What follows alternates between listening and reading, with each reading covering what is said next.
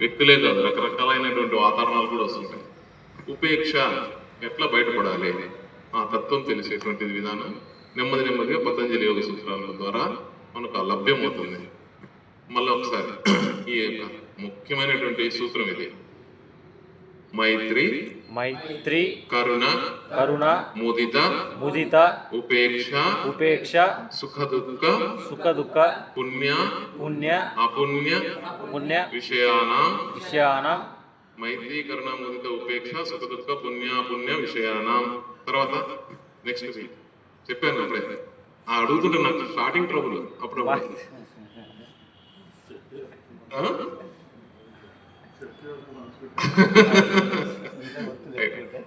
మైత్రి కరుణ ముదిత ఉపేక్ష సుఖ దుఃఖ పుణ్య అపుణ్య విషయాన భావన. ఆ భావన ఉండాలి. భావన చిత్త ప్రసాదనం. భావన చిత్త ప్రసాదనం. పతంజలి సూత్రాలు వెరీ బ్యూటిఫుల్. 196 ఉంటాయి. యోగాన్ని చేసేటువంటి వాళ్ళందరూ పట్టుకోవాలి. అట్లీస్ట్ సమాధి పాదంలో ఒక 40 సమాధి ఫస్ట్ చాప్టర్లో 40 పట్టుకుంటే భగవద్గీత దర్శనం అయిపోతుంది. మీకు గట్టిగా పట్టుకోవాలి. లేదు నాకు ఇది కొంచెం కష్టంగా ఉన్నది. ఈశావాస్యోపనిషత్తు తీసుకుంటే 18 శ్లోకాలు ఉంటాయి. కేవలం 18. 3 శ్లోకాల్లో భగవంతుడు అర్థమైపోతాడు. దాన్ని గట్టిగా ఫాలో కావాలి అంటే 3 శ్లోకాల్లో. ఇది నాకు కష్టంగా ఉందండి. ఈ 4 పట్టుకోండి: మైత్రి కరుణ ముదిత ఉపేక్ష. ఇవి ఏంటి అని తెలుసుకోవడం, జీవితం అంతా దీన్నే తెలుసుకోవాలి. మైత్రి అంటే ఏంటి, కరుణ అంటే ఏంటి, ఉపేక్ష అంటే ఏంటి, ఈ యొక్క ముదితం అంటే ఏంటి. అదరం మధురం పాట వింటారు ఎప్పుడన్నా కానీ. ముదితం అనేది తెలుస్తుంది. మీరు ఆ పాట పాడుతూ ఉంటే దాంట్లో కూడా ముదితం అనేటువంటిది తెలుస్తుంది. ఈ నామజపంతో బాగా వస్తుంది, ప్రాణాయామంతోనూ నామజపంతోనూ అని. ఒకసారి మరి అందరం కలిసి కూర్చొని నామజపం చేసుకుందాం. మరి రాయి మనసు కరగదనమాట. రెండోది వైపున మనం ఏం పెంచుకోవాలి? కఠినత్వం పెంచుకుంటూ పోయినాం. కఠినత్వం తగ్గించుకోవాలి. ఇంకోటి పెంచుకోవాలి, బాగా ఇది తగ్గించాలి, అది ఇంకోటి పెరగాలని చెప్పి. ఆ విషయం బాగా గుర్తుందా ఇప్పుడు? ఏది? కఠినం తగ్గిపోయింది, ఇంక పెరగాల్సింది ఏంటి?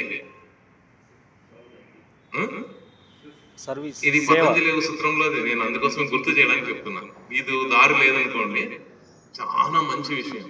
ఇప్పుడు చెప్పండి, ఇది భగవద్గీతలో కూడా వస్తుంది. కృష్ణుడు చెప్తాడు, ఇవి లక్షణాలు పెట్టుకుంటే భగవంతుని ఆటోమేటిక్గా డైరెక్ట్ గా నీకు కనపడతాడు అని. ఇవి లేకపోవడం వల్లనే భగవంతుడు కనిపించలేదు, దర్శనం కాలేకపోవడం ఉన్నాడు అంతే. మైత్రి కరుణ ముదిత ఉపేక్షానాం సుఖ దుఃఖ పుణ్య విషయానాం భావస్థిత ప్రసాదనం. భావనాస్థిత ప్రసాదనం. ఏంటిది? ఇది ఇంత నీకు అవ్వలేదు అనుకోండి, ఈ 4 కరుణ, ఇది చెప్పారు. కరుణ గురించి చెప్పారు. కరుణ అనేటువంటిది కాఠిన్యం, మనసుకి కాఠిన్యం తగ్గిస్తుంది. తల్లి పెట్టేది దెబ్బలు చివాట్లు పెడుతుంది. ఎందుకు? కరుణ ఉంటుంది, బాగుండాలి అనే పెడుతుంది. ప్రకృతిలో కొన్నిసార్లు కింద పడతాము. ప్రకృతికి అంత ప్రేమ మనం అంటే. దాన్ని క్లీన్గా పెట్టుకోలేకపోతే దెబ్బ వేస్తూ ఉంటుంది అప్పుడప్పుడు. అయ్యో మా ప్రకృతికి సహకరించలేదు కాదు, దెబ్బ పడింది నీట్గా ఉండడానికి. అమ్మ ఆ శరీరంలో కూడా కొన్నిసార్లు దెబ్బలు పడుతుంటాయి, వ్యాధి పడుతూ ఉంటుంది. దెబ్బ గుర్తు చేయడానికి, గుర్తు పెట్టుకోలేకపోతే ఇంకా హైయర్ లేక పడిపోతూ ఉంటాం. భగవంతుని చేరుకునే లోపట ఈ శరీరాన్ని ఇచ్చాను, భగవంతుని చేరుకోలేకపో టైం అయిపోయింది, అన్ని వేషాలు మాట్లాడుతున్నాం. అర్జునుడు అదే మాట్లాడతాడు అర్జున విషాద యుగంలో. భగవంతుడి దగ్గరే ఉంటాడు. అయ్యో నేను వీళ్ళందరినీ నా దుర్మార్గులుగా చూస్తూ అంతా నా యుద్ధం చేసేకి వచ్చినారు, అందరూ కూడా ఇంత సంపాదించిన తర్వాత వాళ్ళే చచ్చిపోతున్నారు, అందరు చచ్చిపోతున్నారు, ఈ సంపాదన అంతా ఎందుకు? ఇది ఒక లాజిక్ మాట్లాడతారు. నా కోసం యుద్ధం చేసి నాతో చచ్చిపోయే వాళ్ళు ఎంతమంది ఉన్నారని ఇంకోసారి లాజిక్ మాట్లాడతారు అర్జున విషాద యోగంలో. యోగం అంటే భగవద్గీతనన్నా పట్టుకోండి, పతంజలి యోగ సూత్రాలన్నా పట్టుకోండి, లేకపోతే ఉపనిషత్తుల్లో ఈశావాస్య ఉపనిషత్తు అన్నా పట్టుకోండి, రామాయణం పరిపూర్ణంగా నా ఒక్క శాస్త్రం కంపల్సరీగా. యోగ చేస్తున్నామంటే ఒక్క శాస్త్రాన్ని ఒక్కటి మీ ఇష్టం జీవితాంతం ఒకటి గట్టిగా పట్టుకోవాలి. దాన్ని భగవంతుడు అర్థం చేస్తే మిగతా శాస్త్రాలు అన్నీ నీకు అర్థమైపోతూ వస్తుంది. భగవతత్వం అది. ఆ అన్ని శాస్త్రాలు అర్థమైపోతాయి. ఒక్కదాన్ని గట్టిగా పట్టుకోవాలి. ఏదైనా కానీ సరే ఒక్కటి దాన్ని గట్టిగా పట్టుకోలేనంత వరకు ఇది పట్టుకొని కాసేపు, అది పట్టుకొని కాసేపు, అది పట్టుకొని కాసేపు, ఏది పట్టుకోలేకుండా అన్నీ పట్టుకొని బాధలు, ఆనందం, పరిపూర్ణమైనటువంటి ఆనందం కొంచెం లెవెల్లోనే తీసుకుని వెళ్ళిపోతున్నాను. అది కాదు. సో కరుణ ఒక్కటే సరిపోతుంది. కరుణ వల్ల రావాల్సినటువంటిది ఏంటంటే ప్రకృతిని ఎక్కడ చూసినా కూడా ఏ దాన్ని చూసినా మిత్రత్వంతో చూసుకుంటూ పోవాలి.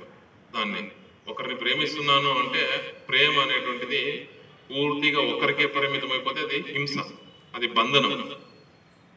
ప్రేమ అనేటువంటిది పరిపూర్ణమైనటువంటిది. అన్నిట్లోనూ చెట్టును చూసిన ఒక ఆయన ఉండేవాడు, తన చెప్పులు బూట్లని పూర్తిగా థ్యాంక్స్ వెరీ నైస్, భగవంతుడు ఇచ్చినటువంటి పదార్థం కాదు, నువ్వు భగవంతుడ స్వరూపంలో ఉన్నటువంటి నువ్వు శ్రద్ధగా వాడుకుంటున్నాను. శరీరం పక్కన ఉన్నటువంటి శరీరం ఆ చెట్టు శరీరమే, ఇది శరీరమే, చక్కగా వాడుకుంటున్నాను. డిసిప్లిన్ ఆఫ్ థింగ్స్, ఎక్కడ ఏవి ఉంచాలో అవి అక్కడ శ్రద్ధగా ఉంచినట్లయితే మనసుకు శ్రమ ఉండదు ఎక్కువ. ఎగ్జామినేషన్ హాల్ టికెట్ ఇచ్చారు ఒక అబ్బాయికి, హాల్ టికెట్ ఎక్కడో పెట్టాడు, టైం అయిపోయింది, మర్చిపోయాడు, ఎక్కడ పెట్టాడో తెలియదు, గుర్తు రావడం లేదు. ఏ ప్లేస్లో ఏది దాన్ని పరిపూర్ణంగా పెట్టేటప్పుడు ప్రేమతో పెట్టితే కదా అదొక హాల్ టికెట్, దాని మీద విషయం.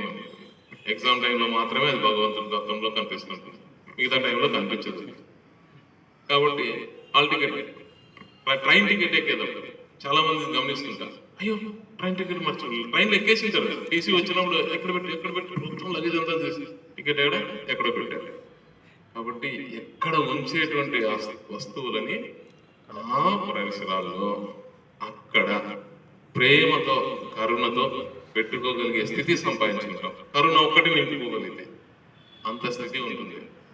దీన్ని పట్టుకోవడానికి చిన్న చిన్నగా కరుణ వచ్చింది, తర్వాత మైత్రి వచ్చింది, ముదిత అంటే ఆనందంగా ఉండటం, తర్వాత